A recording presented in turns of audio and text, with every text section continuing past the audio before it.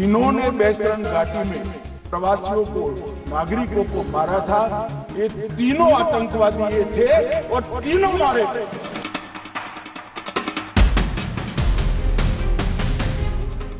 बाईस अप्रैल को जम्मू कश्मीर के पहलगाम में हुए आतंकी हमले में 26 निर्दोष लोगों की बेरहमी से हत्या कर दी गई थी।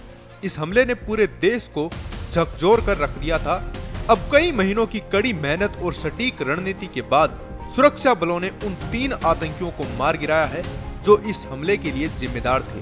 गृह मंत्री अमित शाह ने संसद में बताया कि इन आतंकियों की पहचान सुलेमान उर्फ फैसल, अफगान और जिब्रान के रूप में हुई है।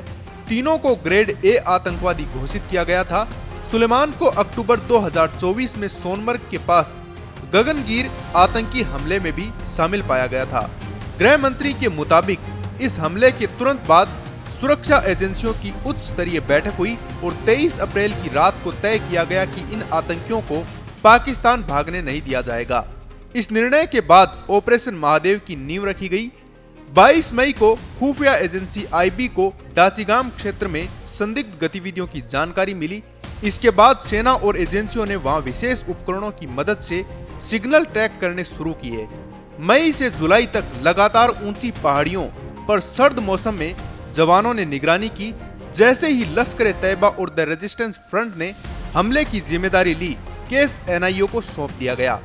एनआईए ने 1055 लोगों से 3000 घंटे से ज्यादा पूछताछ की। पीड़ितों के परिजन, टूरिस्ट गाइड्स, दुकानदारों और फोटोग्राफर से वीडियो रिकॉर्डिंग के साथ बयान लिए गए। जांच के दौरान बशीर और परवेज नाम के 2 स्थानीय लोगों की पहचान हुई जिन्होंने 21 अप्रैल की रात आतंकियों को खाना और पनाह दी थी। दोनों को गिरफ्तार कर लिया गया। माननीय अध्यक्ष जी, कल ऑपरेशन महादेव में सुलेमान उर्फे फैजल जट, अफगान और जिब्रान 3 आतंकवादी सेना, सीआरपीएफ और जम्मू कश्मीर पुलिस के संयुक्त अभियान में ऑपरेशन महादेव में मारे गए। और माननीय अध्यक्ष जी, ये जो सुलेमान है, ए श्रेणी का लश्कर ए तोयबा का कमांडर था। पहलगाम हमले में और गगनगीर आतंकी हमले में वो लिप्त था। इसके ढेर सारे सबूत हमारी एजेंसियों के पास है। अफगान ए श्रेणी का लश्कर ए तैयबा का आतंकवादी था और सदन के माध्यम से पूरे देश को, जिन्होंने बेसरन घाटी में प्रवासियों को, नागरिकों को मारा था, ये तीनों आतंकवादी ये थे और तीनों मारे गए।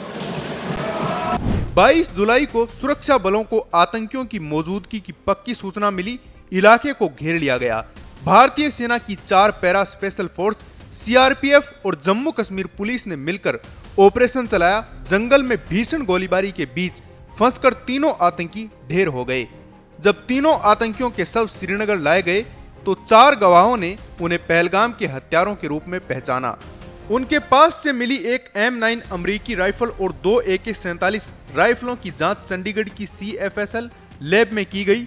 इन हथियारों से निकली गोलियों के खोल पहलगाम हमले वाली जगह से मिले खोलों से पूरी तरह मेल खाते हैं। 6 वैज्ञानिकों ने रात 4:46 तक पुष्टि की कि ये गोलियां वहीं चली थीं।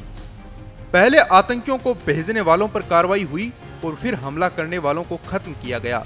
गृह मंत्री ने सभी सुरक्षा बलों की सराहना की और कहा कि यह सफलता पूरी तरह समर्पण, तकनीक, खुफिया नेटवर्क और बहादुरी का परिणाम है। पहलगाम हमले से लेकर ऑपरेशन सिंदूर तक पूरे घटनाक्रम की जानकारी संसद में रखी गई। ब्यूरो रिपोर्ट, पत्रिका।